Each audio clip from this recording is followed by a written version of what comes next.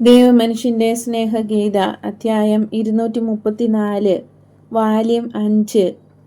വിജയം മർത്തായുടെ പിടിയിലായിട്ടുണ്ട്. ഈശോ ഒരു വഞ്ചിയിൽ കയറാൻ തുടങ്ങുകയാണ്. വേനൽക്കാലത്തെ തെളിവുള്ള ഒരു പ്രഭാതം. തടാകത്തിന്റെ ഉപരിതലത്തിൽ റോസാപ്പൂക്കൾ വാരി വിതറിയ പോലെ കൊച്ചോളങ്ങളിൽ പ്രഭാത സൂര്യൻ പ്രതിബിംബിക്കുന്നു. അതാ മർത്തായും പരിചാരികയും എത്തിയിട്ടുണ്ട്. "ഓ ഗുരുവേ, ദൈവത്തെ പ്രതി ഒന്ന് ശ്രദ്ധിക്കണേ," അവൾ പറയുന്നു. ഈശോ കരയിലേക്ക് തിരിച്ചു വന്ന് അപ്പൊസ്തലന്മാരോട് പറയുന്നു, "നിങ്ങൾ പോയി വെള്ളപ്പാച്ചിലിൻ്റെ ആ ഭാഗത്ത് എന്നെ കാത്തിരിക്കൂ.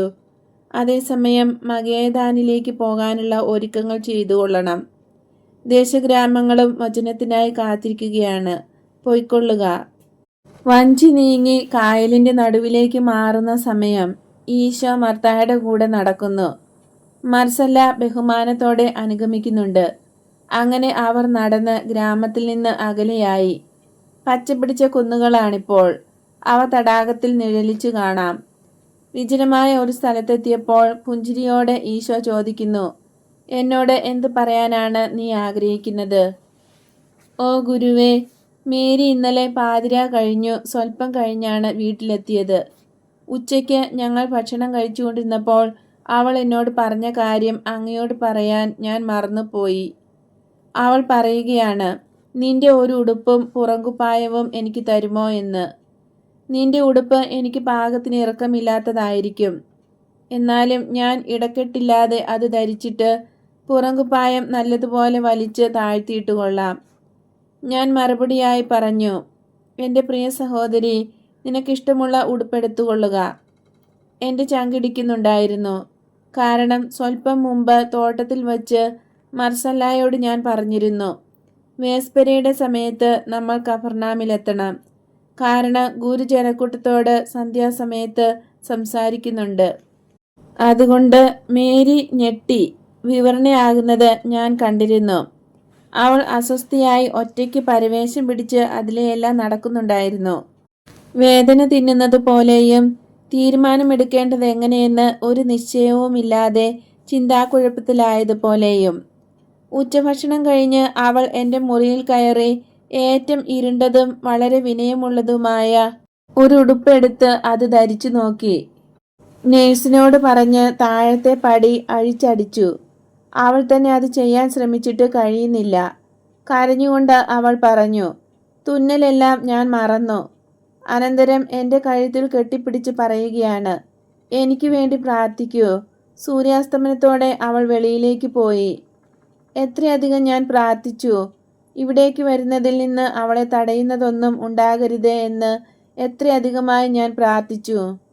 അങ്ങേ വചനം അവൾ ഗ്രഹിക്കുകയും അവളെ അടിമപ്പെടുത്തിയിരിക്കുന്ന ഭൂതത്തെ ശ്വാസം മുട്ടിച്ചു കൊല്ലുകയും വേണമല്ലോ. നോക്കൂ, ഞാൻ നിന്റെ ബെൽറ്റ് എൻ്റെ ബെൽറ്റിനടിയിൽ കെട്ടിയിട്ടുണ്ട്. ഒട്ടും ആർത്തവമില്ലാത്ത ആ തുകൽ എൻ്റെ ഇടക്കെട്ടിൽ അസ്വസ്ഥതയുണ്ടാക്കിയപ്പോൾ ഞാൻ എന്നോട് തന്നെ പറഞ്ഞു, അവൻ എല്ലാറ്റിനെയുംകാൾ ശക്തനാണ്. അനന്തരം മർസല്ലായും ഞാനും കൂടെ വണ്ടിയിൽ ഇങ്ങു പോന്നു. അതാണല്ലോ എളുപ്പം. ജനക്കൂട്ടത്തിനിടയിൽ നീ ഞങ്ങളെ കണ്ടോ എന്നെനിക്ക് അറിഞ്ഞുകൂടാ. എന്നാൽ മേരിയെ കാണാത്തതിന് എത്ര വേദനയായിരുന്നു എനിക്ക്. ഞാൻ എന്നോട് തന്നെ പറഞ്ഞു, അവൾ മനസ്സ് മാറ്റിയായിരിക്കും. അവൾ തിരിച്ച് വീട്ടിലേക്ക് തന്നെ മടങ്ങിക്കാണും. അല്ലെങ്കിൽ എൻ്റെ നിയന്ത്രണം സഹിക്കാൻ കഴിയാതെ എന്നോടത് ആവശ്യപ്പെട്ടതാണെങ്കിലും ഓടിപ്പോയതായിരിക്കും. ഞാൻ നിന്റെ വാക്കുകൾ ശ്രവിക്കുകയും ശിരോവസ്ത്രത്തിൻ്റെ മറയിൽ മുഴുവൻ സമയവും കരയുകയുമായിരുന്നു. നിന്റെ വാക്കുകളെല്ലാം അവൾക്കായി തന്നെ പറയുന്നത് പോലെ എനിക്ക് തോന്നി. എന്നിട്ട് അവൾ അതൊന്നും കേൾക്കുന്നില്ലല്ലോ. അവളെ ഞാൻ കാണാതിരുന്നതുകൊണ്ട് അങ്ങനെയെല്ലാമാണ് ഞാൻ ചിന്തിച്ചത്. ഞാൻ മനസ്സ് തളർന്നാണ് വീട്ടിലേക്ക് പോയത്. ഇതാണ് സത്യം. ഞാൻ നിന്നോട് അനുസരണമില്ലായ്മ കാട്ടി. കാരണം നീ എന്നോട് പറഞ്ഞിരുന്നല്ലോ, അവൾ വരികയാണെങ്കിൽ നീ വീട്ടിൽ ഇരിക്കുക, അവളെ കാത്തിരിക്കുക മാത്രം ചെയ്യുക എന്ന്. എന്നാൽ ഗുരുവേ, എൻ്റെ ഹൃദയത്തിൻ്റെ വിഷമം ഒന്നോർത്തു നോക്കൂ. എൻ്റെ സഹോദരി നിന്റെ പക്കലേക്ക് വരികയല്ലേ. അവൾ നിന്റെ അടുത്ത് വരുന്നത് കാണാതെ ഞാൻ എങ്ങനെ അടങ്ങിയിരിക്കും? എന്നിട്ട് നീ എന്നോട് പറഞ്ഞില്ലേ, അവൾ പൊട്ടിത്തകരുമെന്ന്. അപ്പോൾ അവളെ താങ്ങാൻ അവളുടെ അടുത്ത് ഞാൻ വേണമല്ലോ എന്നും ചിന്തിച്ചു. ഞാൻ എൻ്റെ മുറിയിൽ മുട്ടിന്മേൽ നിന്ന് പ്രാർത്ഥിക്കുകയും കരയുകയുമായിരുന്നു. സമയം പാതിരാ കഴിഞ്ഞു. അപ്പോഴാണ് അവൾ കടന്നു വന്നത്. ഒട്ടും ശബ്ദം കേൾപ്പിക്കാതെയാണ് വന്നത്. അതിനാൽ എൻ്റെ ദേഹത്ത് വന്ന് വീണ് ആലിംഗനം ചെയ്തുകൊണ്ട് സംസാരിച്ചപ്പോൾ മാത്രമേ വന്ന വിവരം ഞാൻ അറിഞ്ഞുള്ളൂ. എൻ്റെ അനുഗ്രഹീതയായ സഹോദരി, നീ പറഞ്ഞതെല്ലാം എത്ര വാസ്തവം! അല്ല, നീ പറഞ്ഞതിനേക്കാൾ ഏറെയാണ്. അവൻ്റെ കാരുണ്യം വളരെ വലുതാണ്. ഓ മർത്ത, ഇനിയും നീ എന്നെ കാത്തു സൂക്ഷിക്കേണ്ട ആവശ്യമില്ല. ഇനിയും ഞാൻ നിന്ദിക്കുന്നവളും നികൃഷ്ടിയുമായിരിക്കില്ല. എനിക്ക് ചിന്തിക്കേണ്ടത് ആവശ്യമൊന്നുമില്ല എന്ന് ഞാൻ ഇനിയും പറയുകയുമില്ല. എനിക്ക് ചിന്തിക്കേണ്ട ആവശ്യമുണ്ട്. ഇപ്പോൾ എന്താണ് ചിന്തിക്കേണ്ടതെന്ന് എനിക്കറിയാം. മാംസമായ ആ ധാരാളിത്വത്തെക്കുറിച്ച് നീ തീർച്ചയായും എനിക്ക് വേണ്ടി പ്രാർത്ഥിക്കുകയായിരുന്നു, അല്ലേ സഹോദരി? വിജയം നിന്റെ കൈകളിൽ എത്തിക്കഴിഞ്ഞിരിക്കുന്നു. ഇനി പാപം ചെയ്യാൻ ആഗ്രഹമില്ലാത്ത നിന്റെ മേരി ഒരു പുതിയ ജീവിതത്തിലേക്ക് പിറന്നിരിക്കുകയാണ്. ഇതാ അവൾ ഇവിടെ നിൽക്കുന്നു. അവളുടെ മുഖത്ത് നേരെ നോക്കിക്കൊള്ളൂ. ഇത് ഒരു പുതിയ മേരിയാണ്. പ്രതീക്ഷയുടെയും അനുതാപത്തിൻ്റെയും കണ്ണീരാൽ മുഖം കഴുകിയിരിക്കുന്ന മേരി. പരിശുദ്ധയായ എൻ്റെ ചേച്ചി, നിനക്കെന്നെ ചുംബിക്കാം. നാണം കെട്ട പ്രേമക്കളിയുടെ അടയാളമൊന്നും ആ മുഖത്ത് ഇപ്പോഴില്ല. അവൻ എന്നോട് പറഞ്ഞു, അവൻ എൻ്റെ ആത്മാവിനെ സ്നേഹിക്കുന്നുവെന്ന്. കാരണം അവൻ എൻ്റെ ആത്മാവിനെക്കുറിച്ച് നിന്റെ ആത്മാവിനോട് സംസാരിക്കുകയായിരുന്നു. നഷ്ടപ്പെട്ട ആട് ഞാനായിരുന്നു. അവൻ പറഞ്ഞു, ശ്രദ്ധിച്ചു കേൾക്ക്, ഞാൻ പറയുന്നത് ശരിയാണോ എന്ന് നോക്കൂ. രക്ഷകൻ എങ്ങനെയാണ് പറയുന്നതെന്ന് നിനക്കറിയാമല്ലോ. അനന്തരം നീ പറഞ്ഞ ഉപമ അവൾ പൂർണ്ണമായി പറഞ്ഞു. മേരിക്ക് നല്ല ബുദ്ധിയുണ്ട്. എന്നേക്കാൾ എത്രയേറെ ബുദ്ധിയാണ് അവൾക്കുള്ളത്. അവളെല്ലാം ഓർത്തിരിക്കുകയും ചെയ്തു. അങ്ങനെ നിന്നെ ഞാൻ 2 പ്രാവശ്യം ശ്രവിച്ചു. ആ വാക്കുകൾ നിന്റെ അധരങ്ങളിൽ നിന്ന് വന്നപ്പോൾ പരിശുദ്ധവും ആരാധ്യവുമായിരുന്നെങ്കിൽ അവൾ അത് പറഞ്ഞപ്പോഴും പരിശുദ്ധമായിരുന്നു, ആരാധ്യവും സ്നേഹപൂർണവുമായിരുന്നു. കാരണം എൻ്റെ സഹോദരിയാണ് അത് പറഞ്ഞത്. നഷ്ടപ്പെട്ടിരുന്നവളെ കണ്ടെത്തി.